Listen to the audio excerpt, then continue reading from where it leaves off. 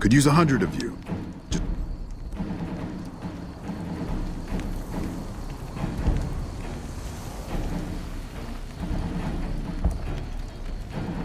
Guess it ain't no secret how you, I say... I would sooner... Who the... Look, you've been... Figured. Over here.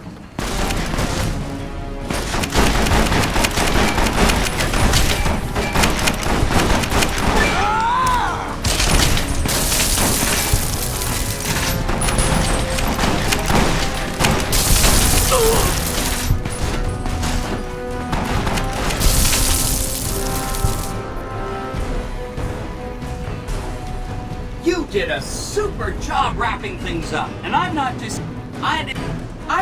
So that's... And so the courier who had cheated death in the cemetery outside Goodsprings cheated death once again, and the Mojave Wasteland was forever changed. The courier, with the aid of Yes Man, drove both the Legion and the NCR from Hoover Dam, securing New Vegas's independence from both factions. With Mr. House out of the picture, the remaining Securitrons on the Strip were hard-pressed to keep order. Anarchy ruled the streets. When the fires died, New Vegas remained, assuming its position as an independent power in the Mojave. Supporting the ideals of independence, the courier was recognized as the man responsible for a truly free New Vegas.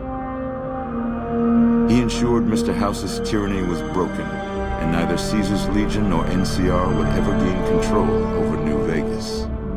Tabitha and Rhonda went east, through Caesar's land. Occasionally, tales of their exploits found their way back west, though few believed them. Eventually, the stories concerning the duo were collected and published, and proved to be quite popular with children. Though the wasteland became anarchic after Hoover Dam, the Boomers' display of power dissuaded fortune seekers from attempting to penetrate Nellis. The Brotherhood used the Battle of Hoover Dam as an opportunity to retake Helios 1, and came to control the area between it and Hidden Valley. With no organized opposition, their patrols began monitoring trade along I-15 and 95, seizing any items of technology they deemed inappropriate. Fiends overran Camp McCarran during the Second Battle of Hoover Dam. In the anarchic months that followed, the Fiends asserted dominance over Outer Vegas. After the courier ensured New Vegas remained free, the followers found that independent Vegas was even more unstable and violent than before. Old Mormon Fort became excessively burdened by the influx of patients, struggling to provide even the most basic of services. With New Vegas's independence formally declared, Goodsprings thrived. More travelers stopped by Goodsprings on their way to and from the Strip, and the locals grew prosperous from the traffic. Rose of Sharon Cassidy died as her caravan died. In an unmarked grave, another victim of the Mojave. Thanks to the courier and Lily, a cure for the Nightkin schizophrenia was found shortly after Dr. Henry's experiment concluded. Nightkin and other super mutants in the wasteland flocked to Jacobstown, and the town became known as a haven where a mutant could find peace. Lily continued to take her medicine at half doses, and although she remembered her grandchildren, her mind remained muddled and confused. Eventually, she parted ways with the courier and traveled west, seeking the remnants of her past. In the aftermath of the Second Battle of Hoover Dam, the Kings took the opportunity to viciously force all NCR citizens out of Freeside. Travelers from the Republic quickly learned to avoid Freeside if they valued their safety.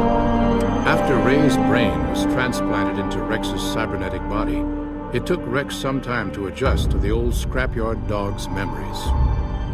Eventually, Rex's mind settled peacefully, melding his own memories with that of long travels with old Lady Gibson. The NCR, battered by the loss of the dam, were unable to devote any troops to retaking the correctional facility from the Powder Gangers. As a result, powder ganger raids on caravans became an unfortunate fact of life in the Mojave for years to come.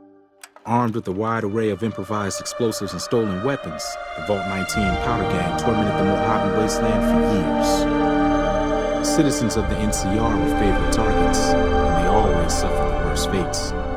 After Hoover Dam, Sheriff Myers runs Primm with his own style of frontier justice. He deals with most folks fairly, but now and then someone winds up dead with little to no evidence against them. And so the Courier's Road came to an end, for now. In the new world of the Mojave Wasteland, fighting continued, blood was spilled, and many lived and died, just as they had in the old world. Because war never changes.